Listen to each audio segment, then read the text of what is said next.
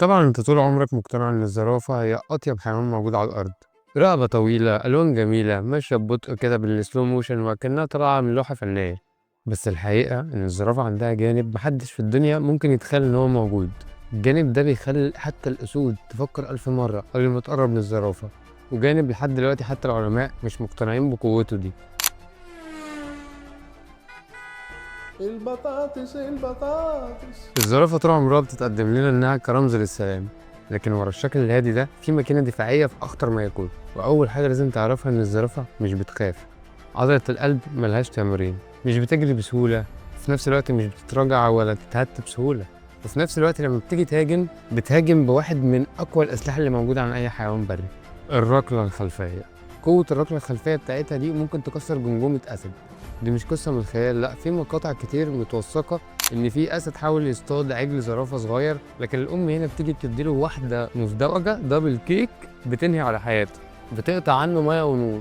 حتى الرقبة اللي طول عمرنا شايفينها كيوت، الرقبة دي عاملة زي ما تكون مطرقة بشرية. ومعركة الذكور هنا بتتسمى نيكينج عشان هي حرب رقب لا مؤاخذة، ويفضلوا يضربوا هنا بعض بالرقبة زي ما أنت شايف. لدرجة إن في حالات كتير مسجلة إن زرافة ماتت بسبب خناقة مع زرافة تاني اداها واحدة رقبة موتها. الضربة الواحدة برقبة الزرافة ممكن تعمل نزيف داخلي وكسر في الفقرات. يعني ده مش مجرد طول وهيبة ومنظر بس، ده سلاح فتاك. في 2018 في موثق حياة برية صور لحظة مرعبة، وهنلاقي هنا إن في أنثى أسد بتهاجم على عجل زرافة صغير، والأم طبعا سمعت صوت الدوشة من بعيد جريت. ومجرد ما شافت المنظر ده هوبا ركلة واحدة اديتها فينش بوم سلام على الأرض. تسليم. بقت تفرفر كده على الأرض. ضربة واحدة بس قلبت موازين الغابة. الزرافة برضو مش كائن دماغه صغيرة زي ما شكله كده كيوت. الزرافة بتمتلك رؤية أفقية واسعة جدا، عندها قدرة على التوقع بالهجوم قبل ما يجي عليها بثواني، وده بيخليها أصلا من الحيوانات إن هي مش بتقع بسهولة ولا بيتم اصطيادها كده فن. بس لو وقعت تتحول لمقاتل يائس مش فارق معاها حاجة، عليا وعلى أعدائي. والزرافة هنا بتوصل من كتر اليأس إن هي ممكن تقتل صغارها بس ما يتمش اصطيادهم ولا يتكسر عينيها. وده سلوك تم رصده في الحياة البرية ومعروف عند الذكور خصوصا في توقيت التزاوج.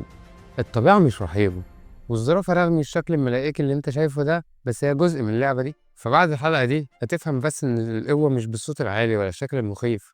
القوة ساعات كتير بتبقى مستخبية ورا وجه هادي، عيون جميلة، شكل حلو، لكن لو دوست عليها هتشوف بقى حقيقتها ساعتها عاملة ازاي. انت في ذمتك كنت تتوقع ان الزرافة الجميلة دي ورا التاريخ الاسود ده؟ فعرفني كده تحب الحلقة الجاية عن مين. متنساش تعمل لايك، سبسكرايب. سلام.